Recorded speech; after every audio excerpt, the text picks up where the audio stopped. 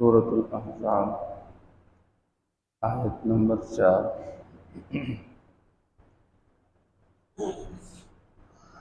اعوذ باللہ من الشیطان الرجیم، بسم اللہ الرحمن الرحیم۔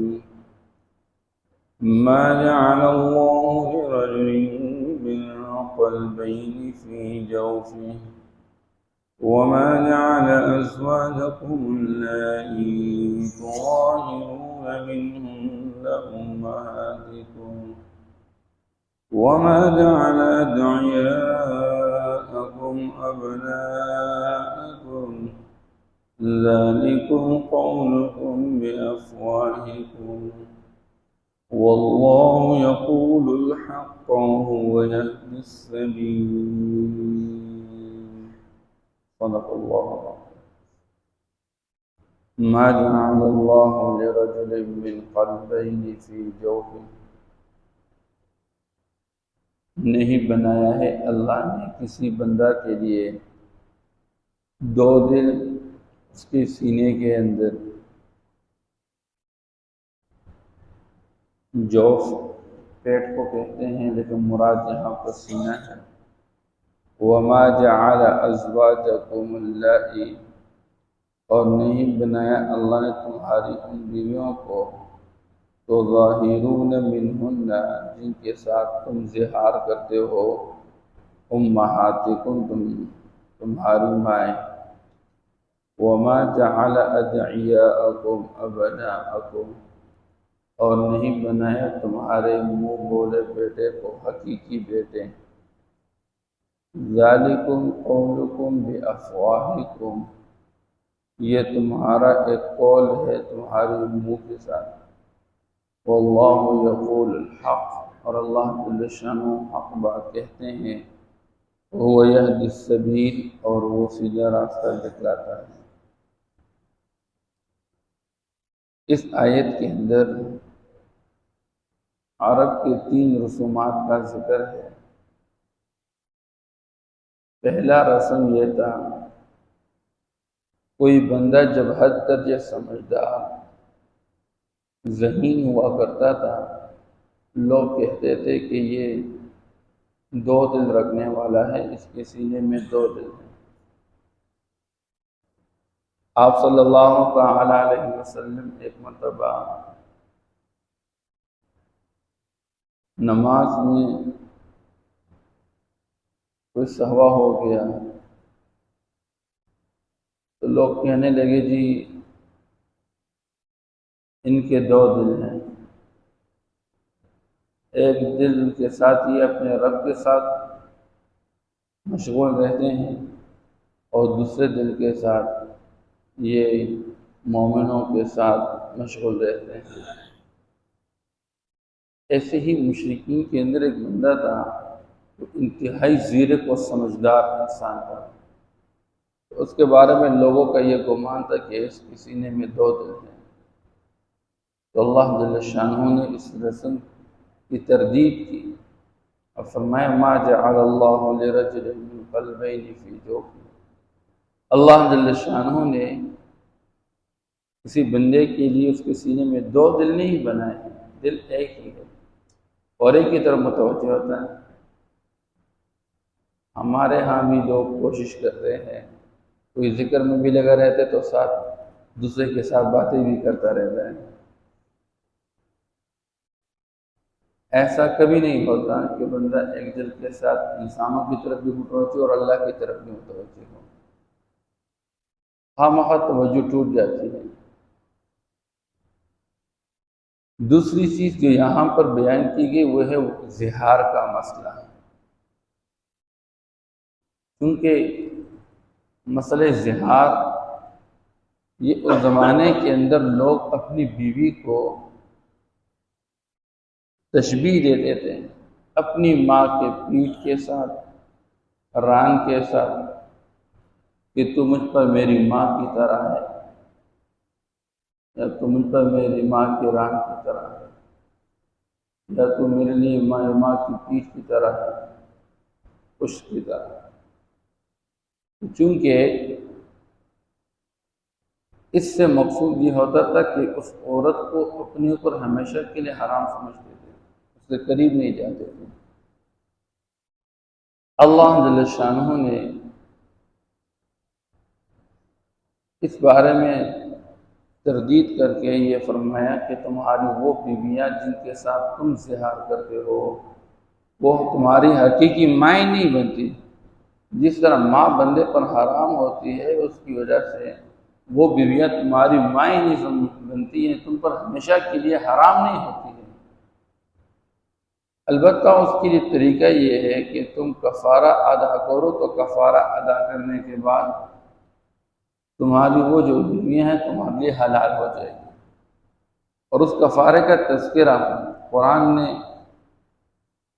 سورہ مجادلہ کے اندر شروع میں کیا ہوا ہے، وَالَّذِينَ يُظَاهِرُونَ مِن نِّسَائِهِمْ ثُمَّ يَعُودُونَ، وہ لوگ جو اپنی بیویوں کے ساتھ زہار کرتے ہیں اور دوبارہ اپنی بیویوں کی طرف لوٹنا چاہتے ہیں، تو اپنے قول سے رجوع کرنے کے لیے ثم يعودون لما قالوا فتحرير رقبہ، ایک غلام کو آزاد کرنا اس کے لیے کفارہ ہے، من قبل ان یتماسا، اپنی بیوی کے پاس جانے سے پہلے۔ فمن لم یجد فصیام الشہرین متتابعین من قبل ان یتماسا،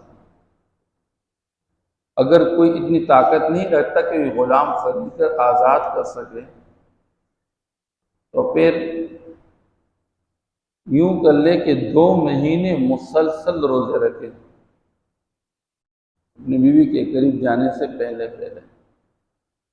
اگر کوئی بندہ 2 مہینے مسلسل روزے رکھ چکا تو یہ کفارہ بن جائے گا اس کے پچھلے قول کے لیے۔ فمن لم یستطع فاطعام 60 مسکینا، اور کوئی بندہ یہ بھی قوت اور طاقت نہ رکھے کہ وہ 2 مہینے مسلسل روزے رکھے، اگر عمر میں اس درجے ضعف آیا ہوا ہے تو پھر اس کے بعد یہ بندہ 60 مسکینوں کو کھانا بھی کھلا سکتا ہے، یہ بھی کفارہ بن سکتا ہے۔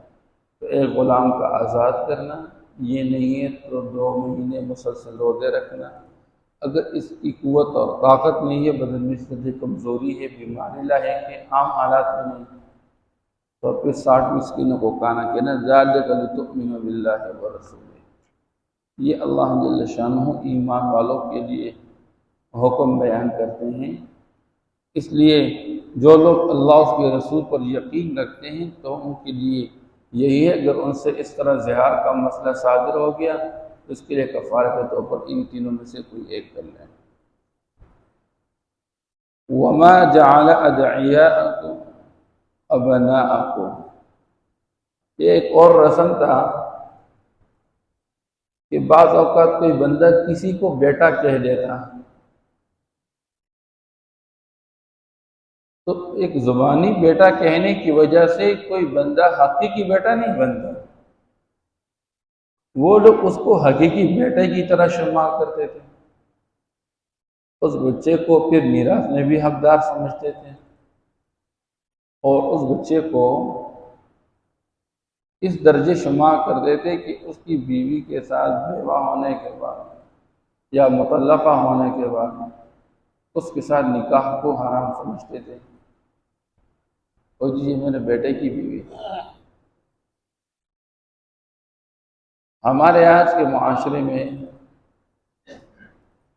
لوگ کہتے ہیں جی میرا شرعی بھائی، نکاح میں کسی کو بھائی قرار دیتے ہیں، اور جی میرا شرعی بھائی ہے، پھر وہ عورت اس بندے سے پردہ نہیں کرتی، تو بھائی کہنے کی وجہ سے وہ حقیقی بھائی نہیں بنتا۔ تو اس زمانے کے اندر یہ تھا، اس لیے اللہ جل شانہ نے فرمایا ذَلِكُمْ قَوْلُكُمْ بِأَفْوَاهِكُمْ، یہ تمہارے ایک زبانی بات ہے، تم زبان سے کہہ چکے ہو کہ یہ میرا بیٹا ہے، اب اس زبانی بات کہنے کی وجہ سے وہ تمہارا حقیقی بیٹا نہیں بن سکتا۔ اب ہمارے یہاں پہ ایک مسئلہ ہے، میرے پاس آیا میراث کا، اور فیض آباد میں ایک تھوڑی سی جگہ تھی کسی بندے کی، وہ فوت ہو گیا تھا، پھر اس کے بچے تھے، اب وہ میراث کا مال تقریباً 14 کروڑ روپیہ کا بن رہا تھا، اس میں سے ایک گھر کا مسئلہ تھا، تو اس بندے کے بچوں میں سے مال تقسیم ہو رہا تھا، اور وہ مال بہت لیٹ تقسیم ہو رہا تھا، اس کے بچوں میں سے بھی کچھ وفات پا گئے تھے، لیکن ایک اس کا بیٹا تھا جس نے ایک بچے کو اپنا بیٹا کہہ دیا تھا۔ اب وہ بیٹا اس میں ڈٹ گیا تھا کہ جی وہ تو میرا ابو تھا اور یہ گھر اس نے مجھے دیا ہوا ہے۔ اب وہ مال کا دادا کا سارا، اس کی تقسیم میں اختلاف آ رہا تھا بچہ۔ اب وہ سارے جو حقیقی بیٹے ہیں وہ پریشان ہیں کہ جی یہ بچہ تو ہمارے بھائی کا ہے لیکن اس کا حقیقی بچہ نہیں ہے، اور وہ بچہ بھی کہتا تھا کہ ہاں میں حقیقی بیٹا تو نہیں ہوں لیکن اس نے مجھے بیٹا کہہ، اب وہ گھر پہ قبضہ کرتا ہوا کب نہیں چھوڑ رہا۔ تو کسی کو بیٹا کہنے کی وجہ سے وہ حقیقی بیٹا نہیں بنتا کہ وہ خواہ مال میراث کا مستحق ہو جائے۔ اللہ فرماتے ہیں واللہ یقول الحق، حق بات وہی ہے جو اللہ جل شانہ کہتے ہیں۔ اللہ ارشاد فرماتے ہیں وَهُوَ يَهْدِي السَّبِيلَ، اور اللہ جل شانہ رہنمائی کرتے ہیں سیدھے راستے کی طرف۔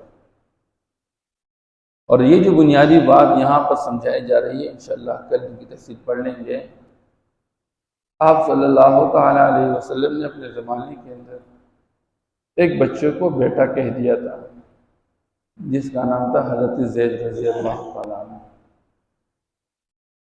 تو اللہ جل شانہ نے اس مسئلے کی اہمیت کو سامنے رکھتے ہوئے اور سمجھانے کے لیے کہ زبانی بات لوگوں کی سمجھ میں نہیں آ رہی تھی،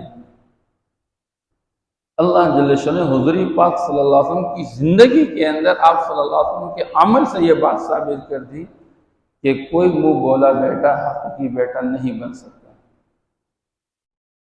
اسی اللہ جل شانہ کا حکم یہ ہے کہ ان کا جو اپنا باپ ہوتا ہے اس کو اپنے باپ کی طرف منسوب کر لو، جو حقیقی باپ ہے ان کا صرف زبانی بات کہنے کی وجہ سے اس کو اپنا حقیقی بیٹا بنا کر اس کو نسبت اپنی طرف کرنا یہ مناسب نہیں ہے، بلکہ اس کو اپنے ابو کی طرف منسوب کر لیا تو یہ فلاں کا بیٹا ہے۔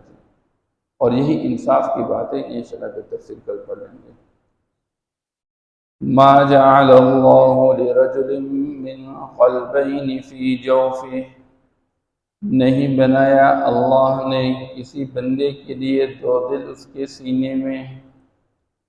وما جعل ازواجکم اللائی، اور نہیں بنایا اللہ نے تمہارے ان بیویوں کو تظاہرون منہن، جن کے ساتھ تم زہار کرتے ہو، جن کی تم تشبیہ دیتے ہو اپنی ماں کی پشت کے ساتھ، ران کے ساتھ۔